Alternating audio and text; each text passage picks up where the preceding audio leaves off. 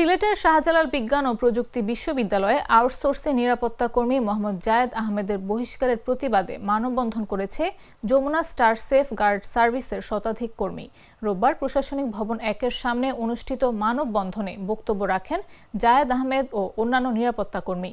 জায়েদ আহমেদ দাবি করেন তাকে আনজাস্টিসভাবে বহিষ্কার করা হয়েছে।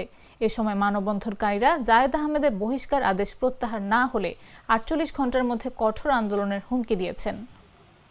তো আমাদের চাকরির কোনো নিশ্চয়তা নেই। আমরা ইউনিভার্সিটিতে বিভিন্ন কোম্পানির মাধ্যমে আমরা হ্যারেজমেন্ট হচ্ছি।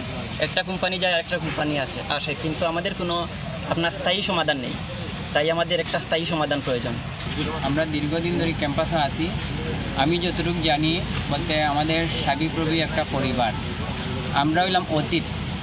আমরা যমুনা স্টার কোম্পানিতে চাকরি করি। আমরা দীর্ঘদিন ধরে আমরা অতীত হিসেবে আসি, আবার অতীত হিসাবে চলে যাই। এখন এই ধরনের কয়েকদিন পরপরই আমাদের প্রশাসনে হুমকি দেয়, বলতে তোমাদের চাকরি থাকবে না। আমরা এইগুলো নিয়ে আমরা এই একজন চাকরি চলে গেছে, এর জন্য আমরা মানববন্ধন করছি।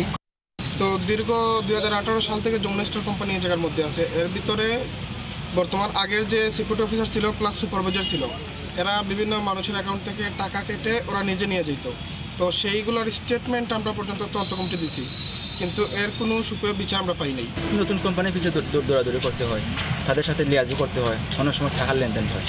এই ধরনের যে একটা অমানবিক বা আর্থিক সমস্যা।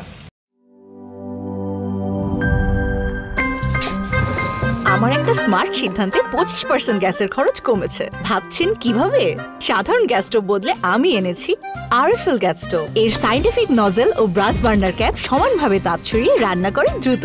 তাই গ্যাসও বাঁচায় 25%, টাকাও বাঁচে 25%। আরএফএল গ্যাস স্টোভ নিরাপদ ও গ্যাস সাশ্রয়ী।